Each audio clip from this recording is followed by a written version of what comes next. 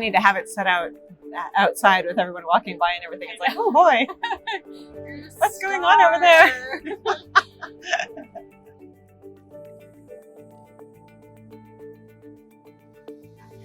Interesting story. So it's funny because coming to NANOG, and I have a lot of friends here, there's sort of two generations.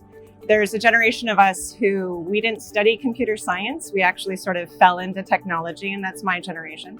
And then there's the later generations where they really wanted to get into computer science and technology and informatics and all these new fields.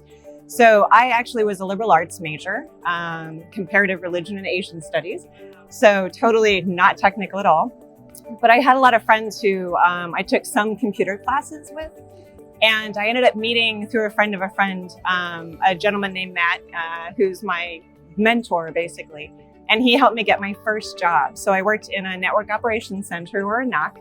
And so a lot of it was training on the job. And then a lot of it was getting my own certifications in, Juniper, Microsoft, Cisco, and that type of thing. But my primary career has been network engineering.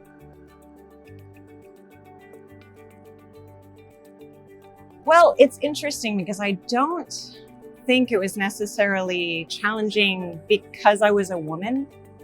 It was an interesting progression. I was the only woman on my shift in the Network Operations Center, but I really enjoyed all the guys that I worked with. I've always had excellent male managers. So I've actually been very lucky.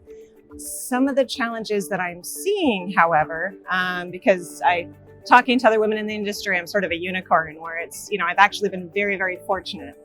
I think one of the challenges is trying to get more women into technology now, especially network engineering. There are so few female network engineers and actually not a lot of network engineers in general in our field. So that's one of the challenges that I think we definitely have.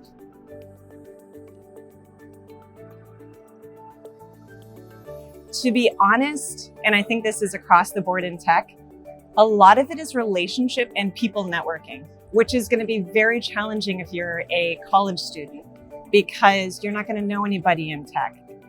A lot of the colleges will have events, women in technologies, panels. Come to NANOG. NANOG is amazing. We have scholarships to help you come here. A lot of the college students that I've met, we try to set up dinners and lunches where you get to meet with Microsoft and Google and all these different companies. Talk to people at NANOG. What do you do? Just ask them questions. And generally people will say, hey, you know what? I know somebody at Apple who's hiring for an entry-level engineer or something like that. So I find people networking is a really good way to do it. I, in my career, have worked at a couple of different companies, and I know other network engineers at those companies. And in some cases, there's a connection or a circuit between the two of us that isn't functioning or it's not working well.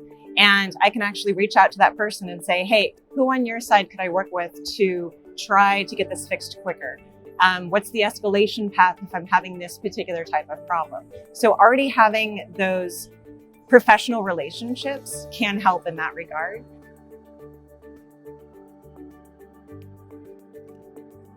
I'm really inspired by a lot of the women in tech. Ren at Apple is a whole personality. She also does a huge service for college recruiting, getting women involved. Sarah McComb, who I worked with at Microsoft, is now at Amazon. And I was always amazed at, she was interested in a lot of subsea cable. Jezebel's amazing. I love Tina. She's part of our board, and she's also inspired me because she really stepped into a leadership role and can show what she could do, both from her technical background and her business background, but also as a woman.